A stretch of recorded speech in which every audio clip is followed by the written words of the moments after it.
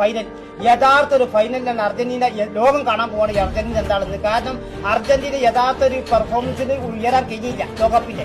പക്ഷെ ഈ പ്രാവശ്യം കൊളംബിയ 28 മത്സരം പരാജയപ്പെടാത്ത കൊളംബിയനെ ഈ അമേരിക്ക വെച്ചിട്ട് ഫൈനലിൽ അർജന്റീന കീഴ്പ്പെടുത്തിയിരിക്കും. കാരണം അർജന്റീന നോക്കൌട്ട് മത്സരത്തിൽ പതറി ചരിത്രം 13 മത്സരത്തിൽ 12 ജയിച്ചതാണ്.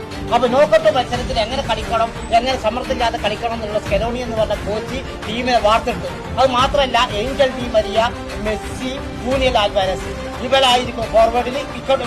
കാനഡയ്ക്കെതിരെ ലൈനപ്പിനായിരിക്കും. അവിടെ ഒരു പ്രത്യേകത എന്ന് പറഞ്ഞാൽ ശ്രദ്ധിക്കണം കൊളംബിയനെ എന്താണ് കൊളംബിയ കൗണ്ടർ അറ്റാക്കിന്റെ വിദഗ്ധരാണ്. കൗണ്ടർ അറ്റാക്ക് നടത്തുന്ന കൊളംബിയനെ സംബന്ധിച്ചിടത്തോളം കൗണ്ടർ അറ്റാക്കിംഗ് ആണ് ഒരു ഗോളൊക്കെ.